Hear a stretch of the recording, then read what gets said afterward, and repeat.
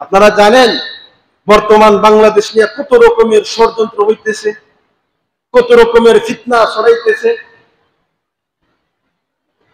আজকে সারা বাংলাদেশের সমস্ত উলামায়ে কেরাম তারা বিজ্ঞাপন জারি করছেন যে প্রত্যেকটা জুমআর মসজিদে প্রত্যেকটা খতিব যেন এই ফিতনা সম্পর্কে ইমানদার মুসলমানদেরকে সতর্ক করে।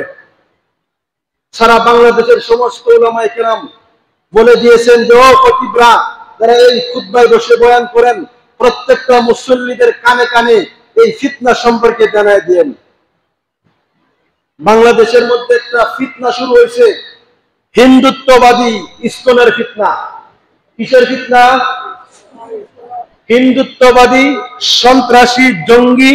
এই ফিতনাটায় মুসলমানদেরকে, এই দেশটাকে ধ্বংস করার জন্য তারা পায়তারা চালাইতেছে। আমরা যদি সতর্ক না থাকি আমাদের কাছে ওই ধ্বংস চলে আসবে। কি ফিতনা?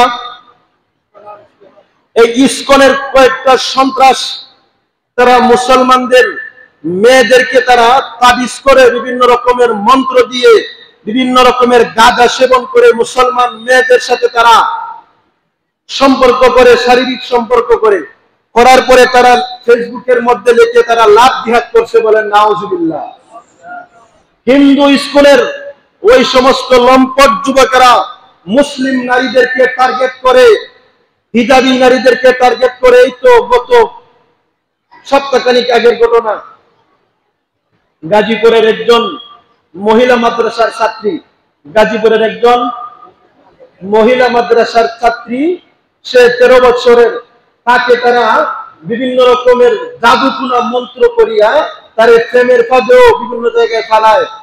এইরকম জাদুটুনা মন্ত্র করিয়া তাকে ঘর থেকে বাহির করিয়া নিয়ে এক ঘরের মধ্যে 3 দিন পর্যন্ত কয়েকজন ইসকনের হিন্দু সদস্য মিলিয়ে তারা দর্শন করেছে। জুড়ে বলেন নাউজুবিল্লাহ, আরো জুড়ে বললেন না নাউজুবিল্লাহ। মুসলমান আর কত ঘুমাইবেন? আমাদের অস্তিত্ব ধ্বংস করে দিতেছে। আমরা শুধু ফিরিতেই জানাই, বিধর্মীদের সাথে কোনো সম্পর্ক হবে না। আল্লাহ বলে দিয়েছেন। কে বলে দিয়েছেন? আল্লাহ কালামে পাকের মধ্যে বলে দিয়েছেন, ও মুসলমান, কোন বিধর্মী তোমার বন্ধু হতে পারে। আর আমরা বড় বিধর্মীর সাথে বড় ফেট লাগাই, ইচ্ছা মতন গফ করি আর আড্ডা দিই, বলে হুজুর আমার হিন্দু আমার ভালো হয়। এই ব্যক্তি হিন্দুদের ভালো হয়তো, মুসলমানের ভালো হয়তো, মসজিদের ইমাম সাহেব তোমাকে ভালো হবে, বিধর্মীরা তোমার ভালো হওয়ার কারণ কি? ভালো তো হওয়ার কথা আমাকে আল্লাহ, ভালো হওয়ার কথা কে? শুধু কি তাই? কত বড় ষড়যন্ত্র ইসকনের এই গুন্ডা বাহিনী দ্বারা করতেছে। ঢাকা টঙ্গীর এক মসজিদের ইমাম সাহেব, তিনি এইভাবে খুতবার মসজিদের মধ্যে বসিয়া এই ইসকনের নীল চক্রান্ত সম্পর্কে মুসল্লিদেরকে এইভাবে সতর্ক করছেন। মুসল্লিদেরকে এইভাবে, আমার কথা বুঝতেছেন? মুসল্লিদেরকে এইভাবে ইসকনের নারী কেলেঙ্কারির সম্পর্কগুলো তারা এইভাবে সতর্ক করতেছেন। এই ইসকনের সদস্যগুলা তারা ওই ইমাম সাহেবকে এই 2-3 মাসের মধ্যে বেনামে 7 থেকে 5-6টা সিডি দিয়েছে যে হে ইমাম সাহেব, তুমি ইসকনের বিরুদ্ধে কোনো কিছু বলিও না, তুমি বলো, তুমি কৌশলে ওয়াজ করো মুসল্লিদেরকে যে হিন্দু মুসলমানের বিয়াতে কোনো বাধা নাই। বলেন নাউজুবিল্লাহ। সে চিঠি দিয়ে ইমাম সাহেবকে সতর্ক করে, তারপরে বলে তুমি যদি আমাদের কথা মতো কাজ না করো তাহলে তোমাকে হত্যা করে ফেলবো, তোমার মৃত্যুদণ্ড দিব। বলেন নাউজুবিল্লাহ। গণনাক্রমে ইমাম সাহেব তাদের কথায় পাত্তা দেয় নাই। ওই ইমাম সাহেবকে তারা গুম করছে।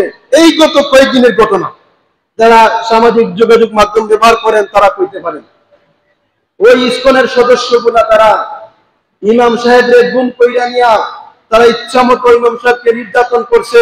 পরবর্তীতে যখন সারা বাংলাদেশে যখন এইটার প্রতিরোধ যখন উঠতেছে, মুসলমানরা যখন গর্জন দিতেছে, তখন তারা সীমান্তবর্তী এলাকায় ইমাম সাহেবকে কি যেন একটা চেতনানাশক ইনজেকশন দিয়া বেহুশ কইরা ফেলাই দিছে এবং ইমাম সাহেবকে উলঙ্গ কইরা একটা জিঞ্জির দিয়া বাঁধিয়া গাছের মধ্যে রাখিয়া গেছে। জুড়ে বলেন নাউজুবিল্লাহ, আরো জুড়ে বলেন না নাউজুবিল্লাহ।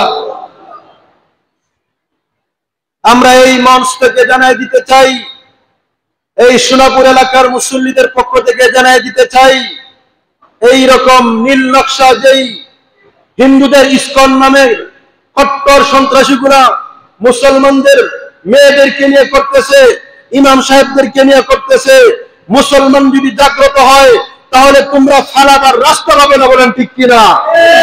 সম্মানিত প্রিয় হাজির, আমাদের সরলতার সুযোগ নিয়ে মুসলমানদের মেয়েদেরকে ধোঁকা দিয়া তাদেরকে দর্শন করে ইমাম সাহেবদেরকে হত্যা করে আমরা এই ঘটনাটা ফ্যাসিস্ট শেখ হাসিনার আমল থেকে দেখে আসতেছি, এখনো পর্যন্ত চলতেছে। বাংলাদেশের মধ্যে এই রকম সরকারগুলা হিন্দুত্ববাদী এই দূষরদেরকে সবসময় জায়গা করে দেয়। আজকে সমস্ত উলামায়ে কেরাম বলে দিয়েছেন প্রত্যেকটা মসজিদের মিম্বর থেকে যাতে আওয়াজ তোলা হয় এই ইসকনদেরকে নিষিদ্ধ করার জন্য, বলেন ঠিক কিনা? আমরা এই মঞ্চ থেকে সমস্ত সোনাপুর মুসল্লিদেরকে সহ আজকে সারা বাংলাদেশের সব মসজিদের মধ্যে এই ইসকন নিষিদ্ধর আলোচনা হইতেছে। আমিও আমার মুসল্লিদেরকে সতর্ক করতেছি, কোন হিন্দু ইসকনের সাথে যাতে আমাদের কোনো সম্পর্ক না হয়। আমরা উজ্জা তাদের সঙ্গে লাগতে চাইব না। যদি তারা আমাদের সম্প্রীতি নষ্ট করে, যদি তারা আমাদের মা বোনদের হক নষ্ট করে, আমরাও ছেড়ে কথা বলবো না, বলেন ঠিক কিনা? সম্মানিত প্রিয় হাজিরিন, তারা বারবার মুসলমানদেরকে আঘাত করতেছে, সম্প্রীতি নষ্ট করতেছে, আর মুসলমান যদি একটু কিছু বলে দেয় তাহলে তাদের গাত্রতা হয়ে যায়। নাস্তিক রাম বাম পাড়া তখন গরম হয়ে যায়। এই যে ইমাম সাহেবকে তারা গুম কইরা মাইরা দেওয়ার প্ল্যান করছিল, এখন সরকার থেকে কোন রকম চিঠি আসে না, কোন সতর্কবার্তা আসে না। আমরা এইখান থেকে জানিয়ে দিতে চাই, এই ইসকন নামের সদস্যদেরকে, এই ইসকন পুরা সংগঠনকে বাংলার জমিন থেকে চিরতরে বন্ধ ঘোষণা করা হোক, বলেন ঠিক কিনা?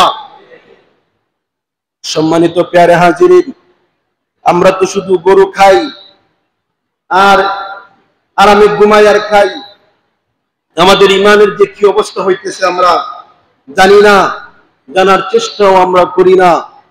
আমাদের সম্পর্ক কেন বিধর্মীদের সাথে হবে? আমাদের সম্পর্ক, আমার ছেলে কোথায় যায়, আমার মেয়ে কার সঙ্গে প্রেম করে, আমি যে আমার মেয়ের স্কুলে পাঠাইলাম, কলেজে পাঠাইলাম, সেটা আমার দেখার বিষয়। আমার মেয়ে কোথায় গিয়া সময় কাটায় আর নষ্ট করে, পরবর্তীতে যখন সমস্যা হয় তখন সারা বাংলাদেশের ওষুধ সংকট চলে আসে। আমরা সরকারকে জানাই, এই বিষয়ের সুষ্ঠু তদন্ত করে তাদেরকে যথাযোগ্য বিচারের আওতায় আনুন এবং এই সংগঠনকে অতি সত্বর নিষিদ্ধ করুন, বলেন ঠিক কিনা? সম্মানিত প্রিয় হাজিরিন, আমরা সতর্ক যদি না হই আমাদের ইমান আমল সবকিছু ধ্বংস হয়ে যাবে।